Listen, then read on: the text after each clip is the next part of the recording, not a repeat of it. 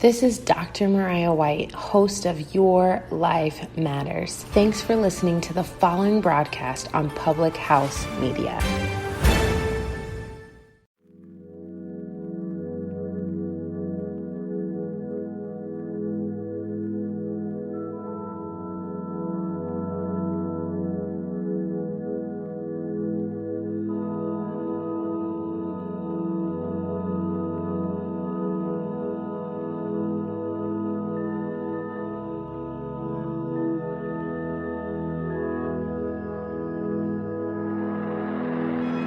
Hey everyone, it's Selena, and you're listening to Stories from Planet Earth. So this week we are actually taking a break from the interviews just to discuss what's going on. It felt kind of irresponsible to go on with business as usual when just the state of the world has been weighing really heavily on my heart, and I'm sure a lot of others out there. I would hope. When I set out to create this podcast, I wanted to share stories. I wanted to create a platform to show people that their stories matter and that we aren't as different as we may think we are. I wanted to bring us all a little bit closer together through storytelling. And I think that in lieu of what's going on, I would be remiss not to talk about the current state of affairs. So, as you all know by now, I'm sure, George Floyd, a black man, was killed in the custody of police officers this week.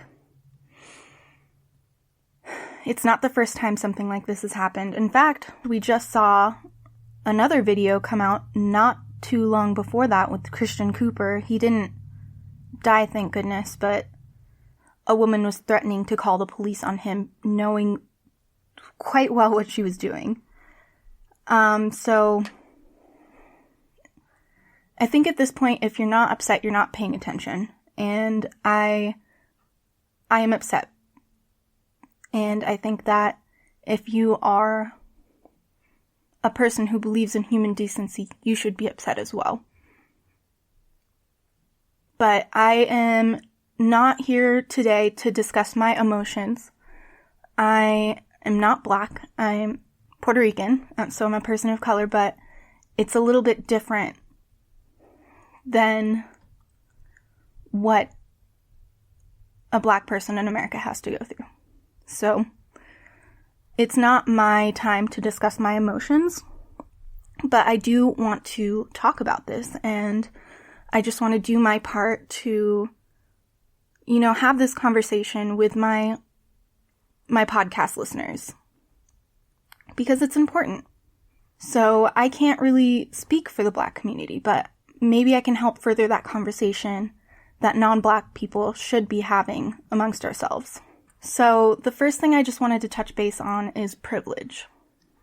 It's something that I think over the last few years a lot of us have been hearing, but maybe we haven't quite been fully digesting it.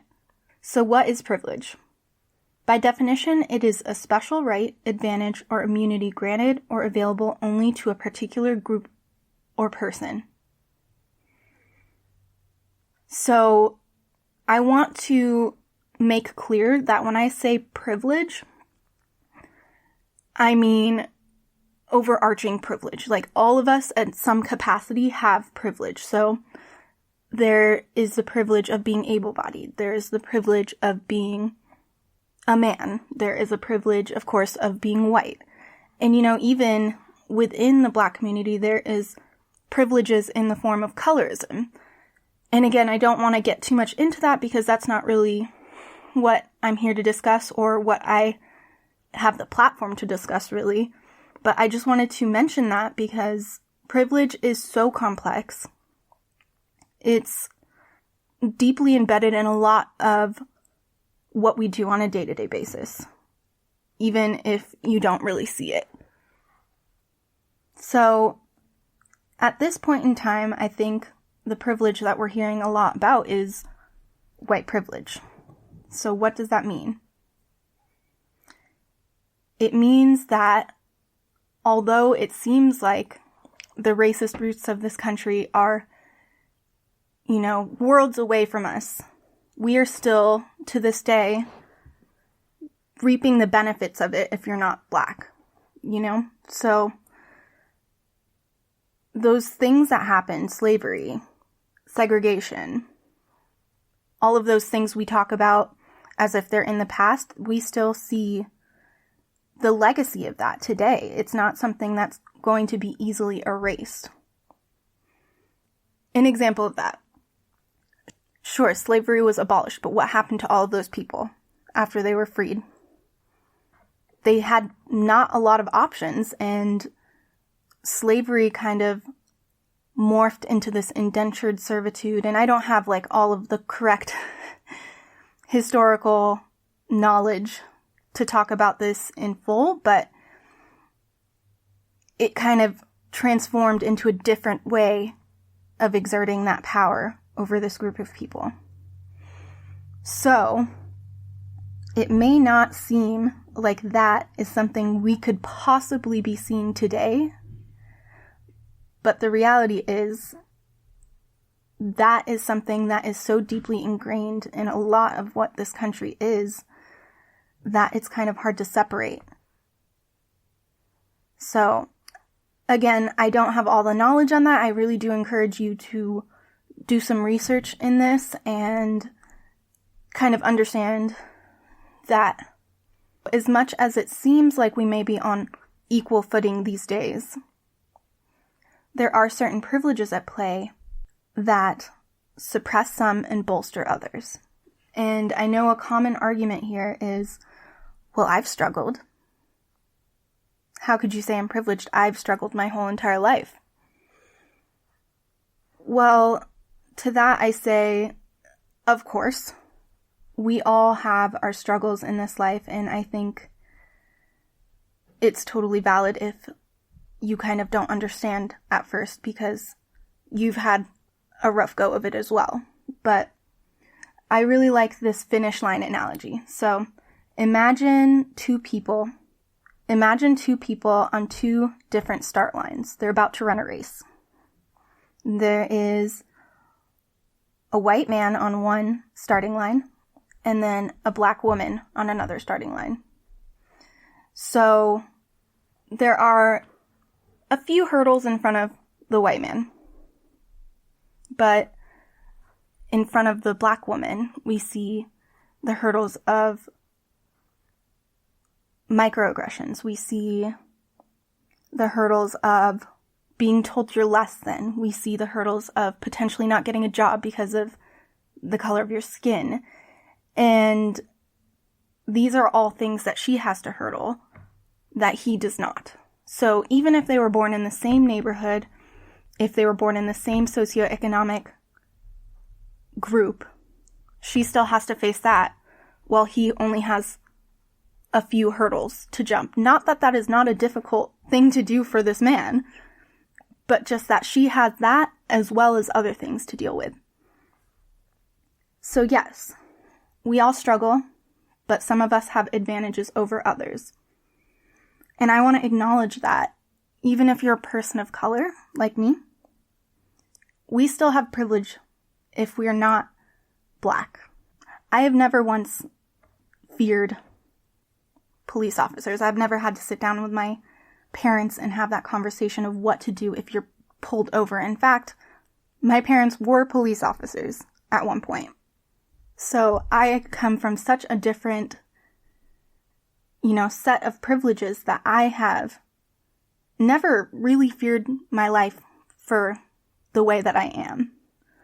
I also have a privilege over even some of my fellow Latinx people because I don't have an accent. I don't speak Spanish very well. So I've never had to face that kind of discrimination for speaking my mother tongue.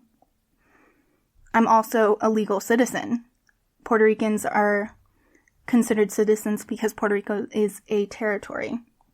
Now, I wasn't born there, but even my grandparents were able to come to the the United States and they had no problems. It was never a problem of crossing borders for a better life for us. So as much as they did struggle, they did. There is that privilege as well. So I just wanted to bring myself into this equation too, to just acknowledge my own privileges and kind of give an example of what it looks like to evaluate your own life, look at your own struggles, and also look at the privileges that you've had that might have cushioned those struggles just a little bit. The next thing I wanted to talk about is covert versus overt white supremacy or racism. So when we're talking about overt racism, it's the obvious things. It's the hate crimes, it's the neo-Nazis, it's the racial slurs, the KKK, that kind of thing. That is the thing we can point at and say that is definitely racism. But there are a lot of things that can slip under the radar, especially if you're white. You might not think about this as something that could be considered racism. So the covert forms of racism and white supremacy would be something like, oh, well, you're very articulate for a fill in the blank. Or the assertion that, oh, well, all lives matter. Of course they do. But when we say stuff like that, it kind of takes away from the original message, which is Black Lives Matter. Not taking away from the rest of us, obviously, but to say that this community is struggling and they just want America to understand that their lives matter too. It can be the denial of racism.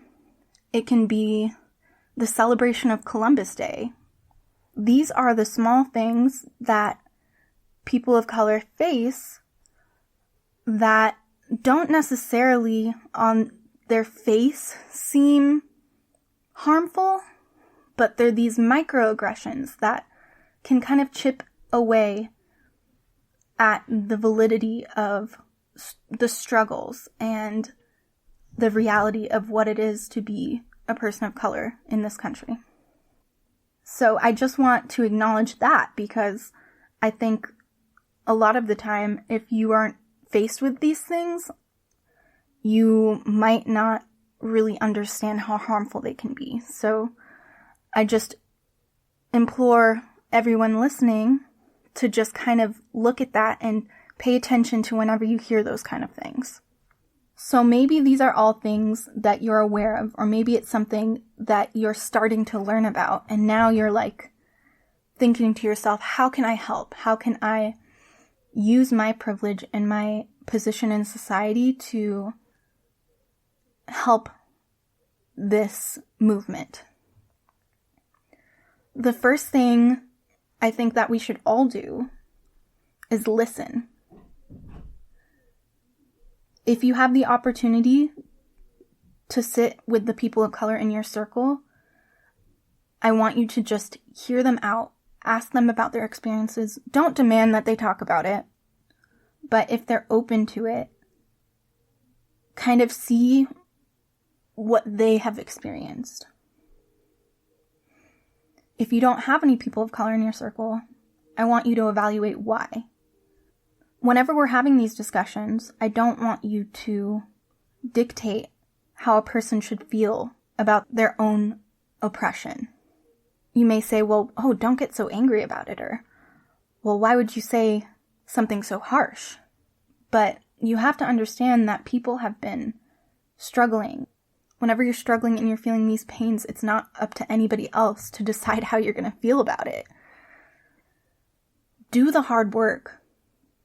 Evaluate yourself and really, really assess what kind of societally embedded biases you have. Because we all have them. All of us. And I don't want you to be shaking your head like, no, not me, Selena. All of us. It's something that is so ingrained in each and every one of us, through media, through the things that our parents might have said growing up, through things we've learned in school. It's something that we all have to do the work to rewire in our own brains. I want you to take these conversations to your circles. Be actively anti-racist. Don't just say, I'm not racist. Call it out whenever you see it. Donate, protest, make the calls to demand for justice. Not just today, but the next time something like this happens. The systems in place aren't going to change overnight, and so just be ready to keep this energy when injustices arise again. I just wanted to read through a few Instagram posts that I found kind of made this point in a really powerful way that resonated with me, and I hope resonates with you. This one is a post by No White Saviors. It says, what we really want to know is, how do you respond to your unintentionally harmful behaviors? When you're in a position of privilege, it's not a matter of if you will say or do something harmful. It's a matter of when you do. How do you respond? Do you own up to it? Are you learning how to do better? This one is from Official Millennial Black. Non-racist versus anti-racist. Not being racist is not enough. Not being racist is not allyship. Anti-racism isn't a belief. Anti-racism is a set of actions. Anti-racism is calling out racist actions, words, beliefs, and structures every single time, no matter who they're from. Anti-racism is allyship. It's uncomfortable, it's active, it's constant, and it's how we're going to make change. So, I hope that you're listening to the people who are expressing that they're hurting right now. I hope that you're just as upset about what is going on in the world right now. And I hope that you're understanding that this is real. Like, this is something that people are facing right now. And I hope that you'll actively do the work to try to dismantle these societal bias within yourself. So that's pretty much all I have to say today, guys. I'm sorry this is kind of a heavy episode, but it's something I really wanted to address. It's something that I have the duty to address as someone with a platform, I suppose. As small as it might be. That's something else I want to mention. No matter how small your platform might be, speaking up on these things on your own platforms is still important. Even if you're like, oh, well, I only have like fill in the blank amount of followers. Like, who really cares? It's important still. What if there's one person on there that sees that and starts making changes within their own lives? Or they see that and they feel supported. That's super important. So yeah, I think it's really important to use whatever platforms we have to further this message. I'll include some links on where you can donate on Instagram and Facebook whenever I get this episode out. Thank you for listening. If you stuck it through this with me until right now, I really hope that we can kind of rally around each other and do something about this. Find me on Instagram at SFPE Podcast for all of those links that I was talking about. All right. I'll talk to you next week.